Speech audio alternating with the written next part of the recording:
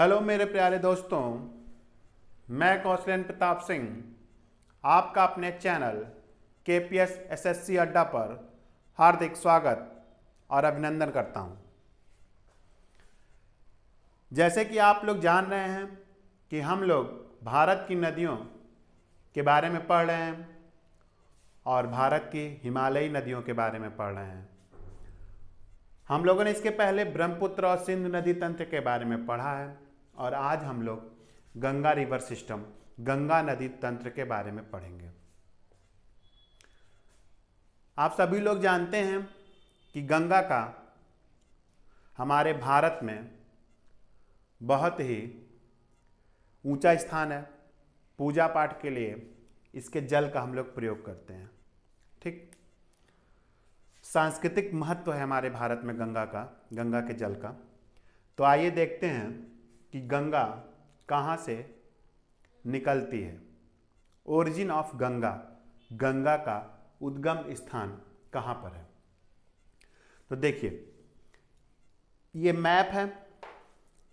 Map आपको अगर जगह जो मैं बताऊंगा वो अगर जगह को देखना है तो आप भारत का मैप खोल लीजिएगा और देख लीजिएगा। उत्तराखंड जो गंगा का ओरिजिन है, उत्तराखंड के उत्तरकाशी जिले में गोमुख के निकट, उत्तराखंड में उत्तरकाशी जिले में गोमुख के निकट गंगोत्री हिमनद से भागीरथी नाम की एक नदी निकलती है। भागीरथी नाम की एक नदी निकलती है जो देवप्रयाग तक, उत्तराखंड में देवप्रयाग तक आती है और वहाँ पे उसकी मुलाकात अलकनंदा से होती है। अलकनंदा नाम की नदी से होती है। अब अलकनंदा कहाँ से निकलती है? तो अलकनंदा बद्रीनाथ के ऊपर सतोपत हिमनद से निकलती है। ठीक, बद्रीनाथ के ऊपर सतोपत हिमनद से जो है अलकनंदा निकलती है और देवप्रयाग में भागीरथी से मिलती है। अलकनंदा की सहायक नदियां कौन सी हैं ये भी देख लेते हैं। अलकनंदा की जो सहायक नदी है धौली और विष्णु गंगा, वो अलकनंदा से विष्णुप्रयाग में मिलती हैं। धौली और विष्णु गंगा अलकनंदा से विष्णुप्रयाग में मिलती हैं। विष्णुप्रयाग को ही हम लोग जोशी मठ के नाम से भी जानते हैं। ठीक, उसके बाद पिंडार नाम की जो नदी है, अलकनंदा की एक सहायक नदी, अलकनंदा से कर्णप्रयाग में मिलती है। पिंडार अलकनंदा से कर्णप्रयाग में मिलती है। मंदाकिनी या काली गंगा अलकनंदा से रुद्रप्रयाग में मिलती है। ठीक, ये हो गई अलकनंदा की सहायक नदियां। अब देवप्रयाग में भागीरथी और अलकनंदा दोनों मिलती हैं। वहां से ये लोग चलती हैं, मतलब ये दोनों मिलके गंगा बन गई। अब दोनों मिलके गंगा बन गई। अब इसका नाम यहां से गंगा हो गया देवप्रयाग से। वहां से चलती हैं, हरिद्वार के मैदानी क्षेत्रों तक पहुंचती हैं। उसके बाद वहां से उत्तर प्रदेश में प्रवेश करती हैं। उत्तर प्रदेश के बाद बिहार में प्रवेश करती हैं। फिर थोड़े से हिस्से में झारखंड में प्रवेश करती हैं। झारखंड को एनसीईआरटी की बुक में मेंशन नहीं किया गया है, पर और जगहों पे झारखंड को भी लिखा गया है। तो झारखंड के बहुत ही छोटे भाग से गंगा चलती हैं। उसके बाद वेस्ट बंगाल, पश्चिम बंगाल में पहुंचती है गंगा नदी। पश्चिम बंगाल में एक फरक्का नामक स्थान है जहां से गंगा नदी दो भागों में बढ़ जाती है। एक धारा हुगली नदी हो जाता है और दूसरी धारा जो दक्षिण की ओर बहते हुए गंगा की जो मुख्य धारा होती है बांग्लादेश में प्रवेश कर जाती है। बांग्लादेश में ब्रह्मपुत्र नदी से मिल जाती है, जो गंगा की मुख्य धारा है। प्रीवियस वीडियो में मैंने आपको बताया था कि ब्रह्मपुत्र को बांग्लादेश में जमुना कहते हैं, और वहाँ जब ये गंगा की मुख्य धारा और ब्रह्मपुत्र की धारा मिलती है तो उसका नाम मेघना पड़ जाता है, और दोनों मिलकर फिर बे ऑफ बंगाल, बंगाल की खाड़ी में गिर जाती हैं। ये हुआ आपका गंगा कहाँ से कहाँ तक चलती है और कहाँ गिरती है। गंगा दो देशों भारत और बांग्लादेश में बहती है, ठीक। पर हमारा टॉपिक है गंगा रिवर सिस्टम। तो गंगा नदी तंत्र में जो है कुछ गंगा की सहायक नदियां भी होंगी, तो उनको पढ़ने से पहले थोड़ा सा और कुछ बातें गंगा नदी के बारे में जान लेते हैं। गंगा की पूरी लंबाई, मतलब कि जितना रेंज है इसका बहने का, पूरी लंबाई वो 2525 किलोमीटर है। यूके में ये 110 किलोमीटर तक चलती है। यूके मतलब उत्तराखंड में ये 110 किलोमीटर तक चलती है। यूपी में 1450 किलोमीटर तक चलती है। बिहार में 445 किलोमीटर तक चलती है, और वेस्ट बंगाल में 520 किलोमीटर तक चलती है, ठीक। तो ये हो गया आपकी गंगा की जानकारी। अब गंगा में जो एक सहायक नदी है यमुना, वो कहाँ से निकलती है?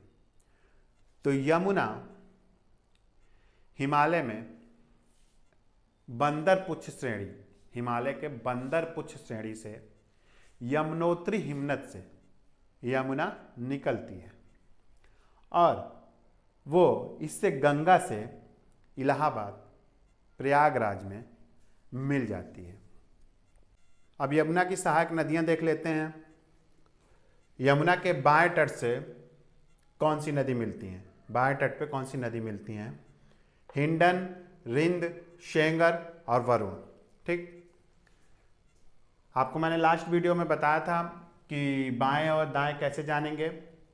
या आप उंगली रख देंगे, अगर आपको नहीं समझ में आ रहा है तो जिधर ये उंगली रहेगी, ये वाली फिंगर जिधर रहेगी वो लेफ्ट रहेगा, और ये वाली फिंगर जिधर रहेगी वो राइट रहेगा, ठीक। तो देखेंगे, इधर रखेंगे आप, तो इधर की ओर से जो नदियाँ आती रहेंगी इसमें यमुना में मिलेंगी इधर की ओर से, उसको हम लोग बाएं कहेंगे, ठीक। और इधर की ओर से जाने वाली को दाएं कहेंगे। अब देखिए दाएं के बारे में, अच्छा दाएं के बारे में मैंने नहीं लिखा, ठीक, बताते हैं। दाएं से कौन सी नदियाँ मिलती हैं? प्रायद्वीपीय पठार, प्रायद्वीपीय पठार आप जानते होंगे, इधर की ओर जो एरिया होता है भारत का वो प्रायद्वीपीय पठार होता है। तो ये एमपी से निकलती है, मध्य प्रदेश से चंबल, मालवा पठार से, महू के निकट से, सिंध, बेतवा और एक नदी केन जो यमुना के दाएं तट पर मिलती हैं, ठीक। तो चंबल कहाँ से? चंबल से क्वेश्चन पूछा जाता है, तो मध्य प्रदेश के मालवा पठार में महू के निकट से निकलती है। तो इस तरह आपने देखा कि यमुना की बाएं तट की नदी हिंदन, रिंड, सेंगर, वरुण, और दाएं तट की नदी चंबल, सिंध, बेतवा, ठीक। अब हम लोग, और चंबल पे एक गांधी सागर बांध चंबल पे बनाया गया है, चंबल नदी पर। अब हम लोग गंगा की सहायक नदियों के बारे में देखते हैं। तो गंगा की जो एक सहायक नदी थी यमुना, आपने देख ही लिया इसको, और इसकी सहायक नदियों को भी देख लिया। उसके बाद गंगा की एक जो और मुख्य सहायक नदी है सोन, जो दाहिने किनारे से मिलती है गंगा पर, ठीक ना। तो सोन का उद्गम कहाँ पे है? ये देखिए मैंने नीचे लिखा हुआ, हो सकता है आपको कैमरे में ना दिख रहा हो तो मैं बोल देता हूँ। सोन का उद्गम एमपी अनूपपुर जिले में अमरकंटक से निकलती है। सोन जो है एमपी में अनूपपुर जिले में अमरकंटक से निकलती है, और पटना में गंगा में मिल जाती है। सोनपुर अमरकंटक एमपी से निकलती है और पटना में गंगा में मिल जाती है, ठीक। अब देखते हैं गंगा के बाएं तट की सहायक नदियां। गंगा के दाएं बाएं अब आपको समझ में आ रहा होगा। तो रामगंगा, गोमती, घाघरा, गंडक, कोसी व महानंदा, ठीक। तो रामगंगा जो है यहाँ पे देखिए लिखा हुआ है कुमाऊं मंडल अल्मोड़ा जिले के दूनगिरी से निकलती है।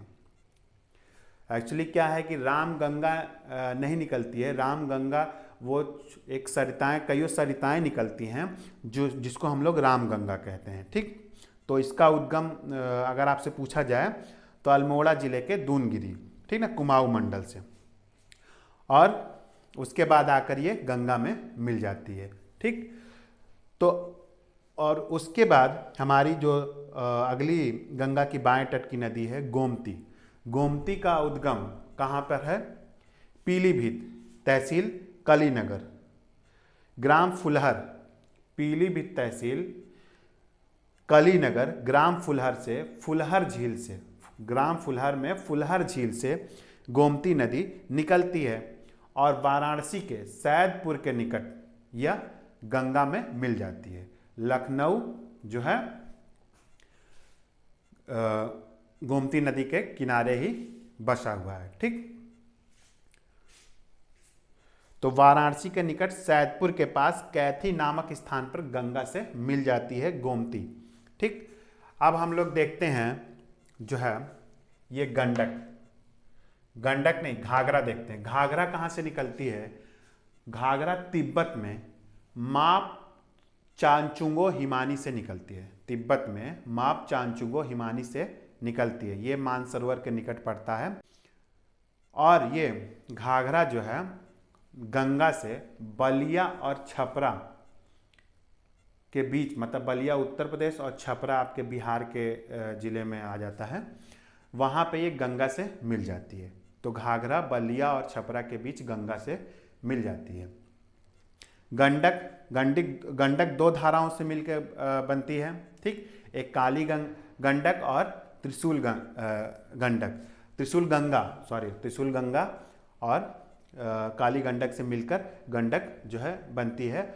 और यह धौलगिरी व माउंट एवरेस्ट, मतलब नेपाल में जो एक जगह है धौलगिरी या माउंट एवरेस्ट के पास से गंडक निकलती है और ये बिहार के चंपारण जिले में गंगा मैदान में प्रवेश कर जाती है और पटना में सोनपुर के निकट गंगा में मिल जाती है। साफ साफ लिखा हुआ है, देख लीजिएगा, नहीं दिख रहा है, अच्छा फिर से बोल देता हूँ। बिहार के चंपारण जिले गंगा मैदान में प्रवेश करती है गंडक और पटना के निकट सोनपुर में गंगा से मिल जाती है। ठीक, इस तरह से आपको पता चल गया कि कौन सी कहाँ पे मिल रही है। अब ये बचती है कोसी। कोसी क्या होता है? नेपाल के हिमालयी क्षेत्र से निकलती है, नेपाल के हिमालयी क्षेत्र से निकलती है और बिहार में आकर ये गंगा से मिल जाती है। कोसी को ही हम लोग बिहार का अभिशाप भी कहते हैं। तो इस तरह से मैंने आपको सारा गंगा नदी तंत्र बता दिया।